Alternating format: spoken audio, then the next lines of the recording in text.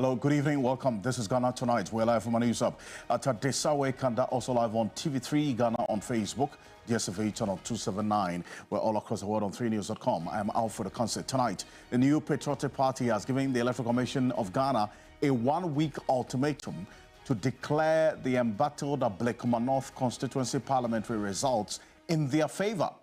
We'll hear exactly what the Minority Chief Whip and Member of Parliament for the Nsoma Doju constituency, Frank Anodompre, has been saying, which is drawing a lot of reaction. Stay with us. The Special Parliamentary Committee probing the ministerial vetting chaos resumes a sitting after days of suspension. We hear from the chair of the committee, Emmanuel Kwesi Bejra, who has been explaining the circumstances under which the sitting was suspended and the way forward. Stay with us. Also here on Ghana Tonight, a conversation on good corporate governance in Ghana in the light of emerging reports about the benefits the former managing director of the SIC PLC enjoyed while in office and the matter of the profitability of these companies and how much the managing directors are really being paid. And as always, you are an integral part of the conversation. Let's hear from you. The hashtag we're using is Ghana Tonight on Facebook and on X. Let's get talking.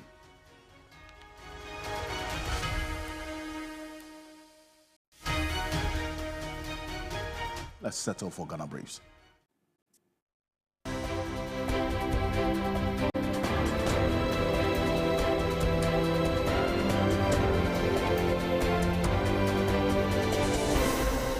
President John Mahama has announced that the Operation Recover All Loots Committee will present a final report to him next week ahead of his referral to the appropriate bodies for action. President Mahama also reaffirmed his commitment to establishing a code of conduct for persons who hold positions of trust with strict adherence to it. The president made the comment at his Central Regional Thank You Tour in Cape Coast. We're going to implement a very strict system of accountability, and as I said, we will come out with a code of conduct for persons who occupy positions of trust.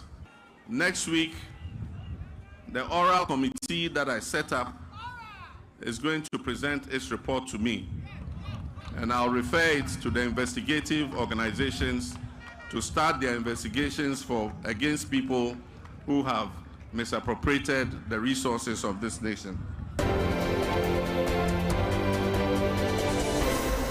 The ad hoc committee tasked to investigate the chaos that disrupted the ministerial vetting is set to resume its public hearing on Friday, February 7. This comes after the committee suspended the interrogations after the clerk to Parliament withdrew staff. Following a closed-door meeting on Thursday, both sides have agreed to resume sitting. We've had a message from the Right Honourable Speaker and the Clerk of Parliament, and so we are resuming sitting tomorrow, 10 o'clock, at the same venue to continue with our work. The Speaker has instructed that he's given it a deadline of 10 days to complete our reports and report same to the House. So tomorrow, we are inviting all of you to join us to continue with what we started yesterday. Majority shareholder and owner of defunct Heritage Bank, Saidu Agongo, has maintained that the bank's license revocation by the Bank of Ghana was unjustified. In a yet-to-be-aired interview on Business Focus with Pakwesi Asare, Saidu Agongo appealed to President John Mahama to restore Heritage Bank's license. Why will you collapse a bank that was solvent? When I say solvent, a bank that doesn't depend on central bank for support, a bank that doesn't use customers' money, the bank itself has its own capital. Why will you? Now, do you have an idea as to those that were employed in my bank? Some are taxi drivers. Some, it's like their dreams shattered, affected their kids, their family. But you, the governor, you are taking salaries, taking your earnings. And you think it's fair, and God will just, or creation or nature or the universe will accept this. You know, most of the consequential effects in our life, sometimes we blame devil, but it goes round. Whatever comes round goes round. The Ministry of Roads and Highways has officially announced plans to reintroduce road and bridge tolls in Ghana to generate revenue for road maintenance and related projects. In a press release, the ministry emphasized its commitment to implementing a modern and technologically driven toll collection system which aims to enhance efficiency, transparency and fairness in the tolling process. The initiative aims to ensure efficiency while addressing funding challenges in road maintenance. The statement assured the public of government commitment to implementing a modern tolling system to enhance road infrastructure development. Workers of the irrigation company of Upper Region, ICO, in Navrongo have locked up Dr. Bonaventure Aligebam at the company's premises and deflated tires of the company's vehicle to prevent him from leaving with it after he supposedly went there to chair a meeting. According to the workers, the actions had become necessary due to Dr. Aligebam's continued and unauthorized possession and use of the state vehicle. We are here to inform the general public that going upon the letter that the state wrote that all government properties should be parked, we deem it fit that the ICO vehicle, which is a government vehicle, should have also been parked. But the retiree,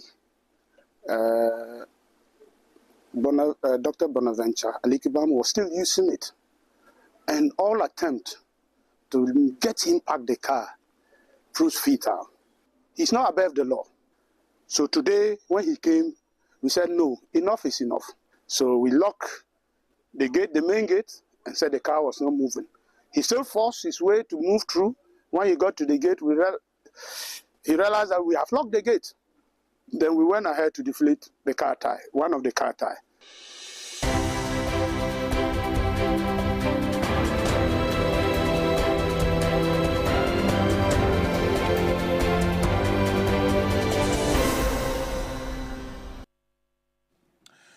As more news on 3news.com. Make some time and visit 3news.com. This is Ghana Tonight. Coming up next, the Minority Chief Whip and Member of Parliament for the Nsuoma-Drejuri constituency, Frank Anodompreh, he has been saying some really strong words to the Electoral Commission. In fact, the IGP was not spared in this, the NDC as well. Well, I'm just going to do a quick recall of exactly what Frank Anodompreh said. He's a Minority Chief Whip, Member of Parliament for the Nsuoma-Drejuri constituency, Frank Anodompreh. Now, he's been accusing the NDC of deliberately obstructing the Electoral Commission from completing the coalition process and warned that the MPP would not tolerate further delays in the declaration of the results of the Ablekuma North constituency. It's giving the Electoral Commission 7 days to declare the results of Ablekuma North, who won, and it should be in the favor of the MPP. And also giving pointers as to who burnt those ballot boxes. You recall the Ablekuma North, that fire outbreak that affected a number of the ballot boxes that had the ballot papers in there as well. He's been saying a number of things. Earlier today, he was in that constituency, and this is what he had to say. If the NDC led by Mahama Yariga will not be reasonable, no matter say Ablekuma North, based on all the evidence available, Yewinia, no more margin somebody to trust some, they will continue. They are not going to allow the EC to collect. If the NDC, led by Mahama Yariga, refuses to accept our win in Ablekuma North despite overwhelming evidence and blocks the EC from collating the results, they will face unrest in Parliament. Ablekuma North, you win election. Na it is clear that we have emerged victorious in the Ablekuma North elections. I want to assure you that we stand with you and we will take all lawful actions to ensure our collective interests are protected. Our focus now shifts to engaging with the Inspector General of Police. ye free ha. The next attack ye ko IGP so. Bibi biara ye be ye kosisa ye be declare ye nwe kwe free ye wo ba ka ye ho parliament no ye be hwe se be ye dai ye be ye. We will exert every effort to ensure our candidate Ikwe secures his seat in Parliament. Sir IGP ayana adwin sir obeye hwehan na nkrofoi akoso di nkwasiasam etutu asam a we will continue to demonstrate demonstrations to me papa. If the Inspector General of Police continues to allow our opponents have their way, we will be compelled to continue demonstrating. As someone who enjoys demonstrations and hasn't participated in one in a while, I am eager to take action to avoid any issues. It is essential that the authorities take the necessary steps. We are giving the EC 1 week. 1 week. 1 week, 7 days. The EC must come and declare our candidate as the winner of the Ablekuma election.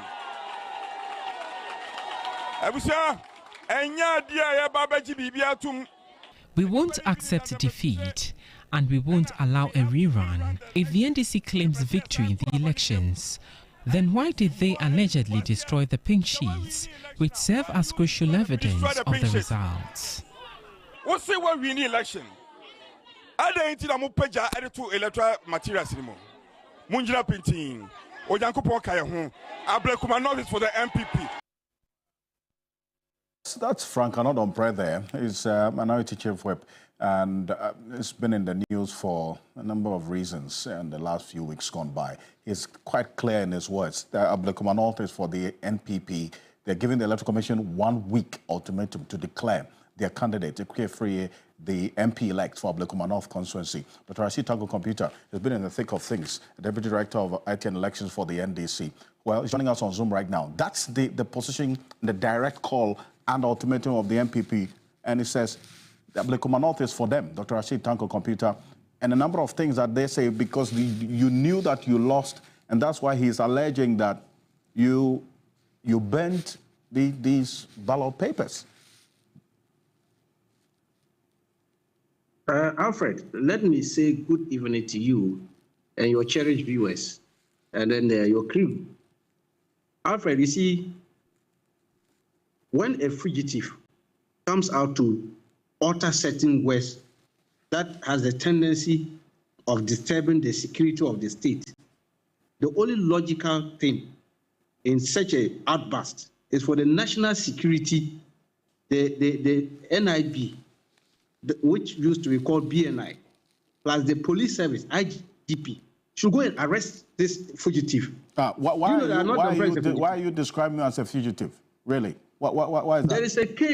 There is a case against him at Kufridwa High Court where they are looking for him to serve him, and he's dodging, he's evading service. Well, but I mean, you are just mentioning it, and so if you describe him as a fugitive, he's aware. I mean, I want you to address the issue, really. Our lawyers had to go and look for a substituted service, file for substituted service, and it was granted. Now the next sitting he is going to be looked for. You know that the seat he's sitting on is illegal. He has illegally acquired the seat. Why do you say he's illegally acquired the seat illegally? He thinks that he can continue that kind of illegality perpetrated against the good people of Nsawama Adojiri. He wants to bring that rubbish. If you say he's acquired the seat illegally, how do you mean? Because the Electoral Commission declared him as MP-elect. That is why we are contesting it in court. His seat is under contention because they use fake pink sheets to declare him. Well, the same thing. But that's why you are in court, isn't it? So until the court declares otherwise, you cannot say he illegally acquired the seat, isn't it? Alfred, and that's why I'm describing him as a fugitive, because he has been evading service for the past 1 month. He's using the parliamentary immunity to run away from service. Now let's come home. He's making some derogatory statement against the NDC as a political party and daring the security. Look, we want to separate the government of His Excellency John Dramani Mahama from us, and we'll deal with him accordingly as a party. Let me tell him, if he thinks that this is the path they want to go, we are ready for them. we will protect every single member of NDC. Now that we have seen their inner colors, because they did similar thing at Ayewasu West Wagon, and did similar thing in 2020 and killed our people. Now he's coming out publicly to dare us that they will beat up NDC members. Look, let me tell Anodonpre, and I'm telling the national security, if they don't arrest this man for threatening the security of the state, if anything happened, they shouldn't blame NDC as a party. Because we are going to face him squarely. We are not going to allow this. But he says that you've been preventing the Electoral Commission from doing its work. And he also directs that particular call to the IGP as well, because he says that the IGP is being a bit lackadaisical and using clandestine means to delay the coalition process to eventually declare their candidate as MP-elect for Ablekuma North. That's his position on this matter. So why do you say this? Alfred, today, we were in the Supreme Court. Just today. Do you know why we went there? Because these fugitives, the Ablekuma North candidate, the NPP, Okaikwe Central, Tema Central, Techima South, these 4 candidates have been evading service from the Supreme Court bailiff for the past 4 consecutive times we appear in court. So we had to go and file another process asking the court to let us use substituted service in order to serve these fugitives. And it was granted today. So the matter is in court. And the matter, Dr. because the matter is in court. I keep saying that if you're saying that they're evading service, why do you describe them as fugitives? I mean, they have. It is only a fugitive who ran away from service. If I know a fugitive, why you run away from service? But have they been convicted in any way? A fugitive is somebody who ran away from the law. He doesn't want the law to catch up with him. And they are properly described so, because they have been running away from the bailiff. On several occasions, they can't get them. They run behind a parliamentary immunity and say that they cannot be served. So today, we have been granted a substituted service, and we'll send it through their WhatsApp, and we'll send it to Parliament notice board, and we'll also send it to Supreme Court notice board. The next sitting of the court, if they don't come, we are going to ask for a contempt of court, and they will be arrested and taken out from the court, from Parliament, because these people, they are illegally sitting on their seat. And we are saying the Electoral Commission, they have no business, they cannot declare it, because the matter is being litigated in court. They are aware of it. On what basis are they forcing to illegally declare the MPP? You know what they did, Alfred? Their last IPAC meeting, which I represented the NDC, Anodonpre was not near to be found in that meeting. We took a decision. The minutes are there. If they think I'm lying, they should go and request for the minutes of IPAC, the last IPAC meeting on Ablekuma North. We took a decision that the 62 polling stations, none of them, look, the MPP didn't have pink sheets. Electoral Commission agreed they didn't have. We also said because of the vandalism, we also lost our pink sheets, the 62. So the decision was that MPP said they have scanned copies. And we told them we're not going to have scanned copies. Because I can sit behind my laptop and design pink sheet and put figures on it and say they are scanned copies. Who does that? Our electoral system is a manual system. And we operate, say, throughout. So if you are bringing scanned copies, we are not going to accept it. Little did we know that they were collaborating with some crooked electoral officers. And thankfully, when they brought those things, you saw that their own presiding officers disagree with some of the pink sheets they brought out there. And you, NDC, we should fold our arms and allow this crooked activity to be used to declare somebody winner. They know what they did. That's why Anodonpre is ranting like some wild dog. Well, he says that if the Electoral Commission doesn't declare their candidate winner, that's all they're expecting. That's in his view, and the position as espoused, that the NPP is expecting none other than Ekwe Friye, their candidate, to be declared as MP-elect for Ablekuma North. You heard him there in the video we just played to you. Alfred, over our dead body will allow this kind of illegality to be perpetrated on the people of Ablekuma North. Look, a Ravna won the seat fairly. It's just because of this vandalism and other things that occurred at that place. And I'm saying that if they want us to go to the veracity of the 62 polling stations, do you know that a polling station results can be cancelled outright when there is a overvoting seen in that polling station. If an overvoting occurred in the polling station, that polling station will be cancelled. It will not be added. So when they say polling stations are not being added into a collation of results, you must find out the reason behind those polling stations, why they were not added to. But you don't just conclude and say that, oh, about 62 polling stations were not added, so therefore we are not going to accept the results. If all of them had occasion of voting, all of them would have been taken out. And we are saying that we will not accept. And we are saying that, Rabuna, look, if they are to go by the December 8th declaration, Rabuna Obin won the election fairly and was declared. But if they want us to go this path, we have to slug it out in court, where we are with them now. And why are they running? These fugitives are running and ranting like wild dogs all over the place. We are not going to allow it. But then quickly, before I let you go, one other thing he says at the end of that video that we played, we know that some of the pink sheets were destroyed, the 62, and that's why the Electoral Commission doesn't have it.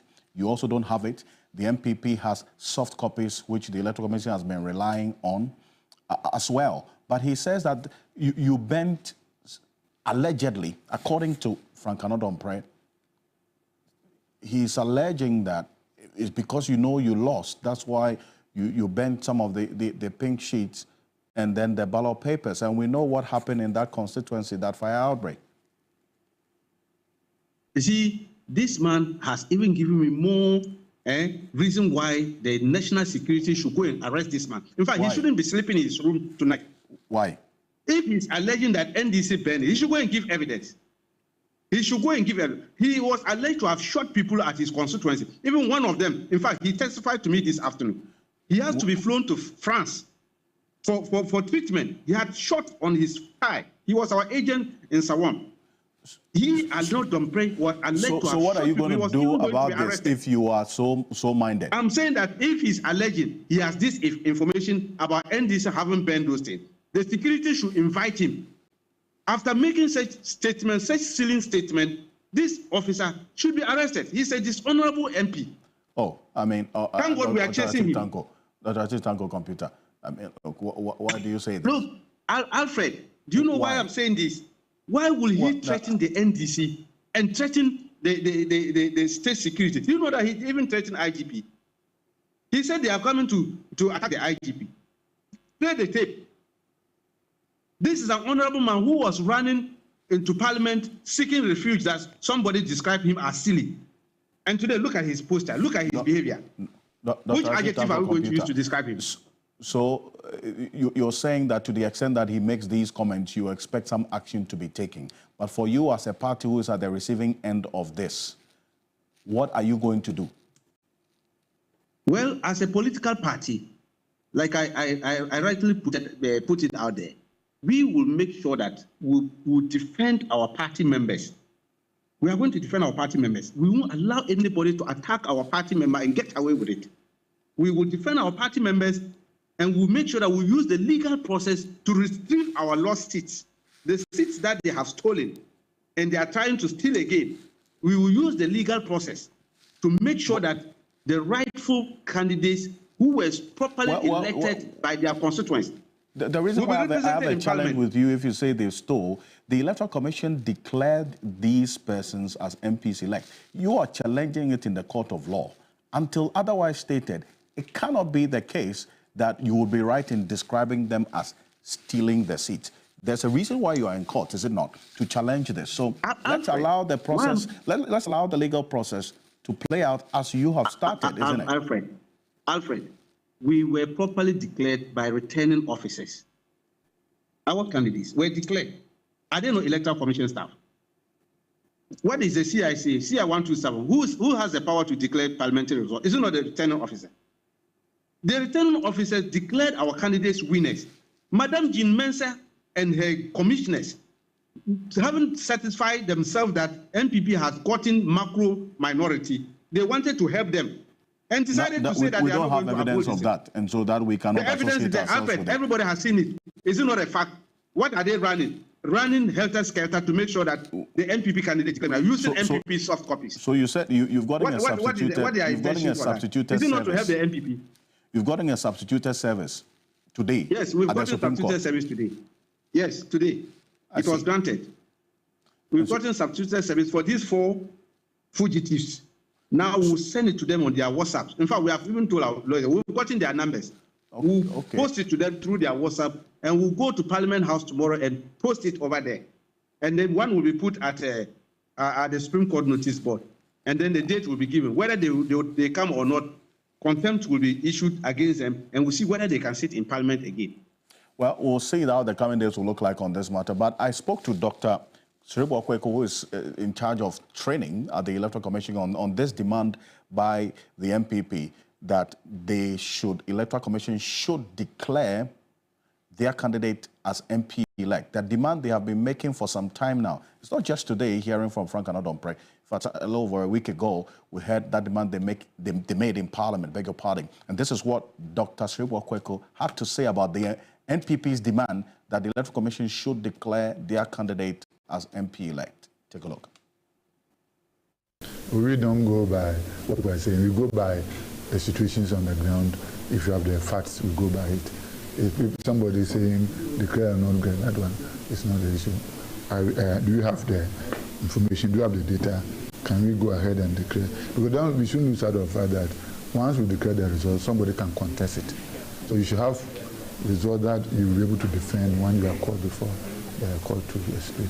So you don't just say that some people say declare, then you go ahead and declare. That's when that everything, we have to be sure that the return of that is commissioned them by the circumstances that will give him the backing for him to do it. Well, so in a minute, Dr. Tanko, you heard Dr. Siribo Okweko there, says that demand the MPP is making, they are not going to abide by it. Nobody can tell them to declare results in a particular direction or in favor of a particular candidate. They're going to do their job. That's the EC, ensuring that their level of independence is exerted and respected. So why accuse them? You see, why I'm accusing them is they are the cause of all this mess that we are going through. But you heard Dr. Siribo Okweko. You heard him, didn't you? We sat with them at IPAC and we all disagreed the usage of scanned copies.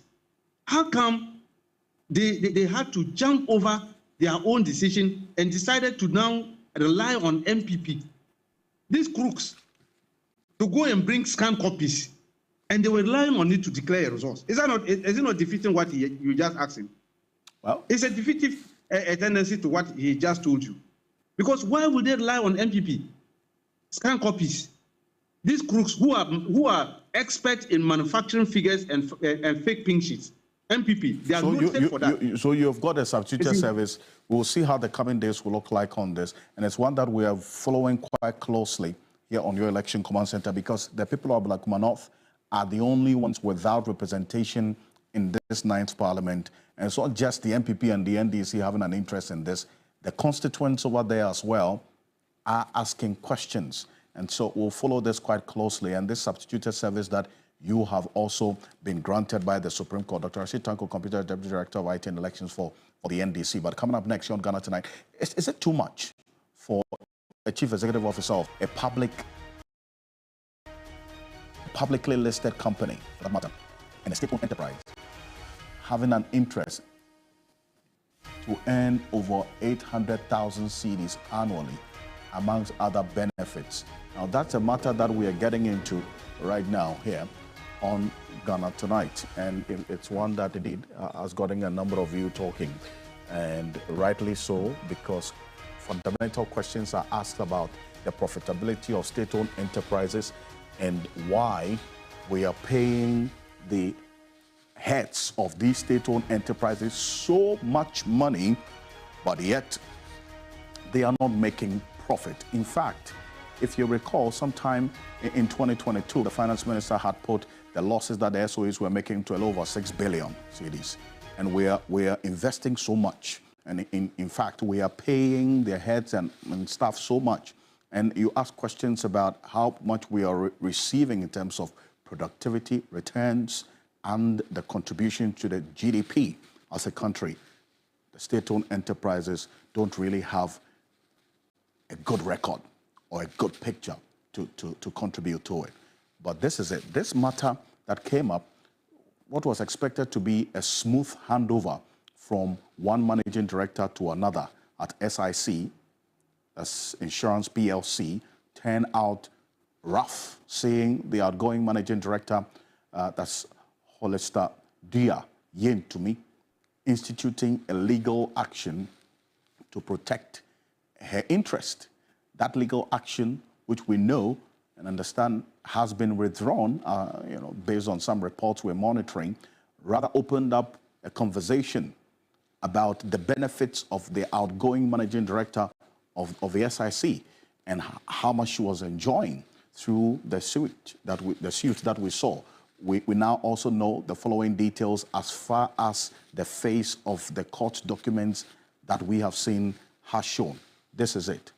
840,000 cedis per annum gross salary. What this means is that this is her yearly salary. If you want to understand how much she's getting a month, you divide this figure by 12, and that's what we did. So you get 70,000 cedis a month. That's her basic.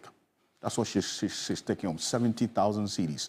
This was what the outgoing MD of SIC is entitled to, or what she was taking. And we understand she's locked up the office, gone with the keys, according to the reports that we've been monitoring. Also, clothing allowance, every year, 84,000 cedis. If you want to divide that, you get it divided by 12. You get how much she was spending every month getting every month for clothing allowance.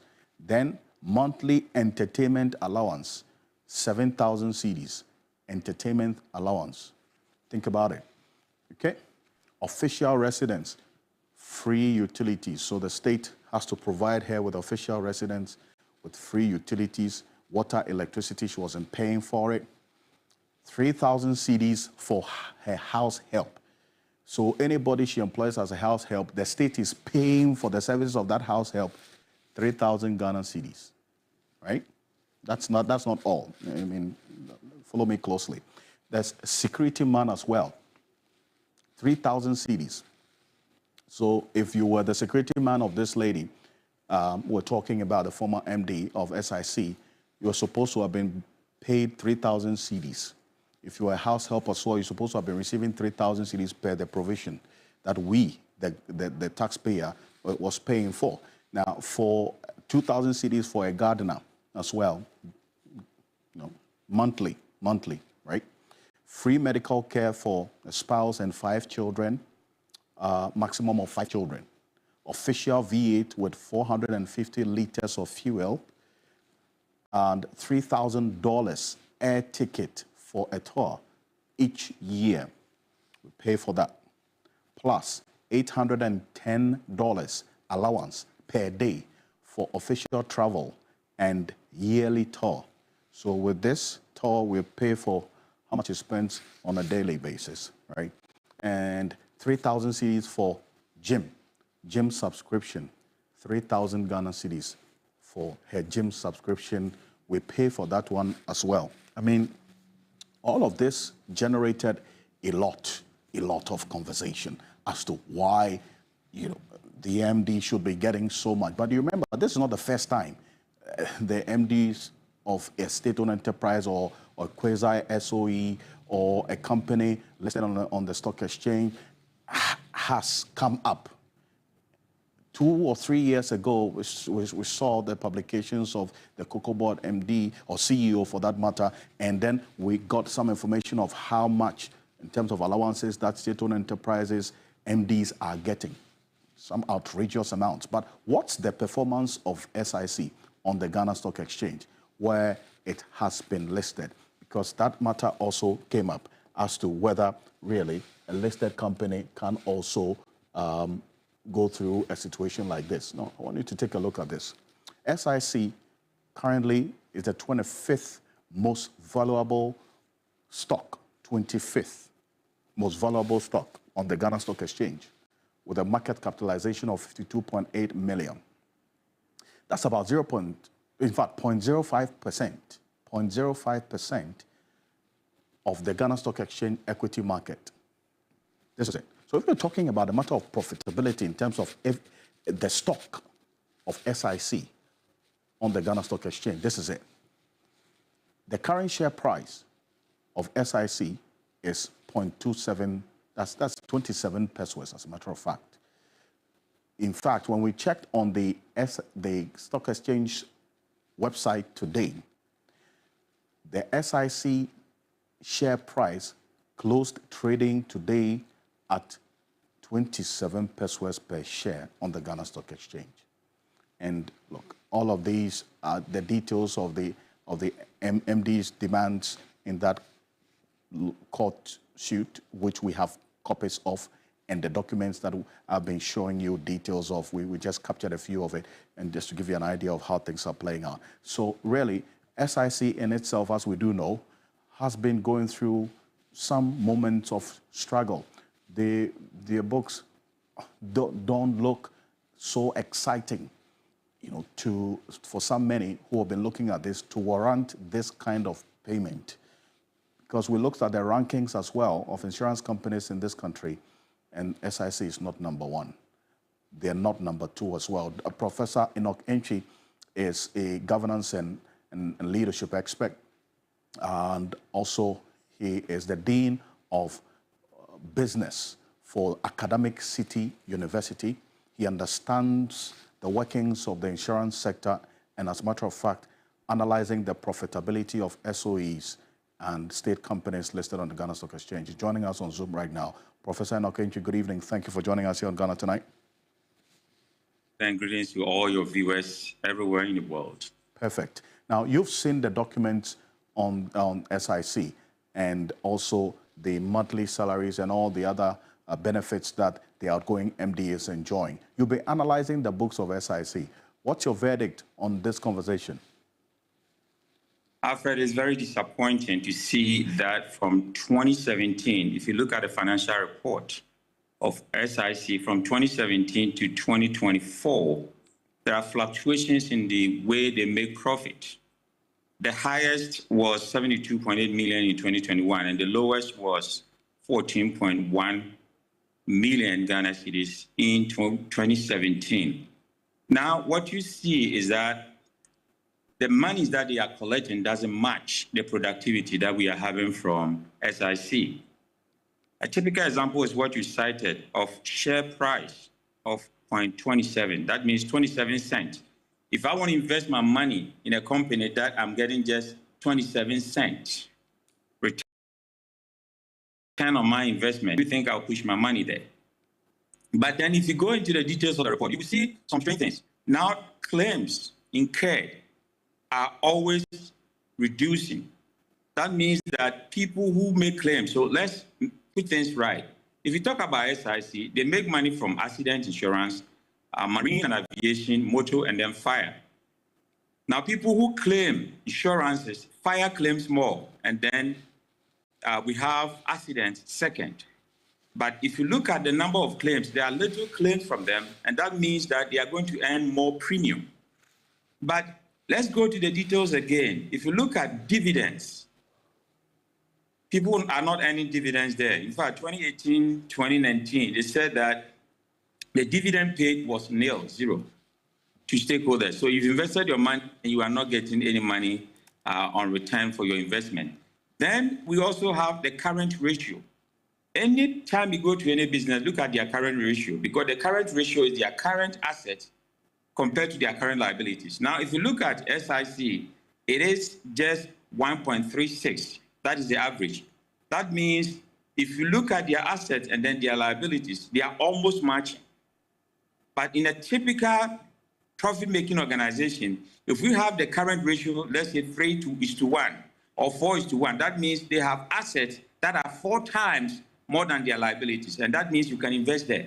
So there are a lot of discrepancies there, and I don't know why, based on all these, they are taking lofty salaries. And I think that that is not going to help this country. So we should look at these organizations and how much money they are taking and make sure that we cut it, because it does not match productivity at all. I see. In fact, that profitability trend that you referenced, Professor Enoch Entry, we have it here. I'm going to put it on the screen right now. if you from 2017, our research desk with Wisdom Suffolk, they've been looking at this quite closely. 2017, over the period up until now, it's been a checky one, as we see. The highest in terms of profits that we saw was in 2021, over some 72.8 million. Now, from then on, we've seen a decline. And based on this financial performance, you say this amount paid to the managing director cannot be justified in any way. And so going forward, should it be reviewed or stay same? All state institutions, besides the code of conduct that the president talked about today, that there's going to be a code of conduct for all those occupying positions such as this, their salaries should also be reviewed. Because if you look at the salaries he's receiving, 480,000 Ghana cedis per year gross, that is roughly about $50,000. So that is $50,000. And then the person is getting utilities and everything free, car accommodation free, $70,000 cedis per month. And then you are having this whole free medical care for yourself, up to 5 kids, and then your spouses. Then talk about fuel coupons. That is about 450 liters of fuel coupons. That is also free. Traveling allowances of $810 a day. And then you are also getting 3,000 Ghana cedis for club. If you want to join any sporting club, that is the fee that you are being given money for that. Then talk about house help, 3,000. How much money do teachers even earn in a month? How much money do nurses, even senior nurses, earn in a month? That your house help is getting 3,000 Ghana cedis, your security man is getting 3,000 Ghana cedis, and then your gardener. Do we have to pay for your gardener, your house help, and then your security person when you are being paid this hefty sum? You should be using some of your money to pay for these, because these are personal care for your home. It should not be on the stage. See, and it appears this is standard for almost all state-owned enterprises, MDs. And that's where the challenge is. Alfred, we are going to cut all this. I am just, imploring the president to cut all these emoluments that are excesses. If you're a poor country like us, and then all your money is being spent on personal emoluments, personal salaries, and other things, these are overheads. And when productivity doesn't match that, today we saw Trump is saying that he has canceled USAID. And what he's telling African leaders is that find a way to balance your budget. That is a clear message that Trump is sending to African leaders. Find a way to balance your budget. And how do you balance the budget? You cut excessive costs. And all these costs, we have to cut them so that the money we can get, we can use them to build roads, schools, and hospitals, which is the common good that we can all enjoy. Individuals alone should not enjoy public funds, but everybody in the country should have, a slice of the cake.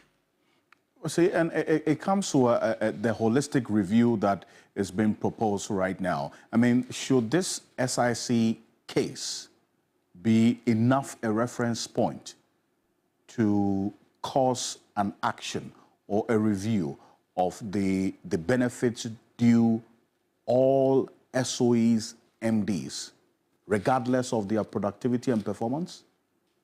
That is exactly what Jesus said to Harold. You have said it. What did Jesus say? You have said that this is a clear case study that calls for action, that we should review salaries and all allowances and all benefits of everybody who is occupying government position. Because if you look at most of them, the allowances are more than their salaries. Do you think that they pay that house help, that 3,000 Ghana cedis a month, or the gardener, that 2,000 Ghana cedis a month? That's not how much they pay them. So where does the money go? It goes to their pockets. And I don't think that is what we have to do. A poor country like Ghana, we should not be paying people such amount of money when the rest of us are really struggling to make a living. As a matter of fact, we cannot say that for sure because, I mean, we have no detail of whether or not she was paying that to the house help or not. And so that based on conjecture, I mean, yes, conjecture, yes, but then again, we don't know that for a fact. I mean, yes. We can. Alfred, let me put that into perspective. The average household do not take 3,000 Ghana cedis a month. That's my point. Okay. The average security person do not take 2,000 Ghana cedis a month. So if we are giving people allowances, we have to go to the market and then survey and find out what the average person is taking, not inflating the figure because they are managing directors of these public institutions. That's what I'm saying. But should this review that you talk about be tied to the performance of the SOEs? Because the two must go together. They are intertwined, however you look at it. So if an SOE is reviewed and is doing well, would you then support their MD taking this much? Or is just too much? Yes, I will propose that we cut the free accommodation, because in the advanced world, even those who have money, if you win as a congressman, if you win an election and you're a congressman, you go to Washington, nobody rents a house for you, nobody give you any allowances for anything. You applied for a job and you had it. So the salary that you are being paid, that is, you have to use some for all these if you need them. We are not supposed to pay it for you. So even if the advanced country with money are not doing this, why are we doing this to ourselves? So we should review it, cut unnecessary, bonuses and everything. But I agree, if the person or that entity is making a lot of money as profit, then you give them bonuses. It could be quarterly bonuses or, half a year or a yearly bonuses. But to give them these every month, that's a lot. So for you, if we're paying an MD 70,000 cedis a month, that should be enough to have her pay for her house help, 3,000, exactly. And the gardener as well, and the utilities. Yes. It shouldn't be yes. on the state. If you are being paid 70,000 a month, you should be able to spend 10,000 of it on these things from your salary. It should not come from the public purse. Professor Enoch, we appreciate your time on this, and I thank you very much for, as always, making your thoughts quite clear. He's the dean of the business faculty at the Academic City University. He's a governance and public policy analyst joining us here on Ghana Tonight. We're back shortly after this quick break. We'll tell you what the chair of the committee probing the ministerial vetting chaos has been telling my colleague Eric Manongona Egbeta.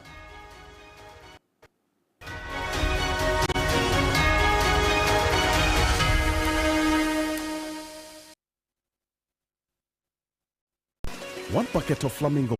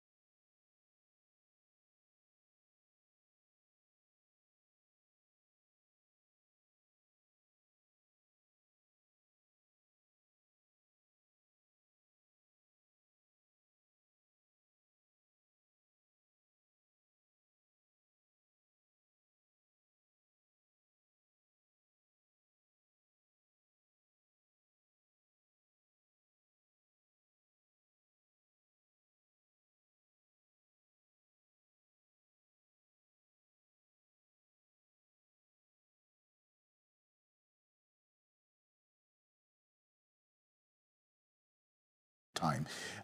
During the Appointments Committee's vetting, Emmanuel Bejara has been speaking to my colleague Eric Mayonegbeta on a number of issues regarding that news that came through a couple of days ago that they should suspend sitting. This is what he had to say. So, if I will not stop the public hearing, and from his word, if I will not stop, then he's going to withdraw the class to my committee. I mean, he's the head of the parliamentary service. And so I said, okay, if you withdraw, then I'll stop the public hearing. That was where I came in to say, well, I'm suspending the public hearing until I hear from the speaker. That's what led to the suspension of the meeting. Thereafter, I went to meet with him. I called my leader, the leader of the House. To find out where he was. They're having a conclave at the Speaker's lobby. I said, well, I'm coming there. So I asked all my members that we should go and meet them. When we got there, the minority leader was there, the majority leader was there, 2 deputy speakers were all there, in addition to the 5 of us. So we engaged them. But why? Why do you, including the clerk, why do you unruly, interrupted our discussion? And he said, well, they were having a discussion. And who was having the discussion? Is it the leaders, the majority, and then the minority leader, along with the speakers? All of them. They were the ones having the discussion? Those that I've just mentioned. The minority leader, majority leader, the first deputy speaker, second deputy speaker, and then, and then the clerk. They were having the discussion. So I said, well, the clerk came to unruly, interrupted us, and I think it wasn't right. I was really angry. Yeah. I showed it. I will not lie, but I showed it to them. I said, well, I'm more than all of them here. I've been in this house. This is my 5th term. Apenyo, this is your 3rd term. The rest, the first deputy speaker, this is your 4th term. I've been here before you. Ayariga, this is your 6th term. I came to meet you in this. When I came back, so this is your 5th term. We are more senior. In age, I'm older than majority of them, almost 60 years. And so they cannot treat me on a national settler. And this is the manner they did. Yes. And so they cooled. I was asked to cool down. I was just walking away. Then they said, oh, they've not heard from the speaker. So I called speaker on phone. I said, you were not hearing from speaker. And I said, speaker, you are on loudspeaker. I have this here. They've interrupted what I was doing. And they said, you said I should stop. Then speaker, nobody has spoken to me. And then I said, you are on speaker. And I mentioned the names of the people who are there. And they say, yes, indeed, we are here. Then Honorable Minority Leader said, Speaker, when I came to you in the office, I was trying to explain to you that since we have decided to apologize, we should get it. The Speaker said, we've not agreed on it. Then the Majority Leader said, well, when you were saying the thing, I left your office. So there was no agreement. Then Speaker said, well, we can go back to the Hansard to find out whether I said that the work of the committee to cease or they should not do the work again. Then Honorable Minority Leader said, well, then we should look at the Hansard. I said, well, Speaker said there was no agreement with you. If the Speaker has said it, then we'll look at the Hansard. Then the Speaker went off. So we agreed that we're going to look at the Hansard. So I left it that way, that I'll meet my members today. Later in the evening, the Speaker called me in the night from where he was. Right. And he said, well, he has spoken to the clerk. He has not instructed the clerk. He was clear in his mind that this committee should continue its work. So whatever I'm doing, I should go ahead and do it. Right. So I told the Speaker, Speaker, I'm not going to go by his word. I was interrupted rudely by the clerk. So he called the clerk for the clerk to tell me that I should go ahead with a letter. So he said, well, he'll do that. So quickly, the clerk called me and said, he has spoken to the Speaker that we should continue with the work today. That was what transpired. I'll be meeting my members today, and then we'll look.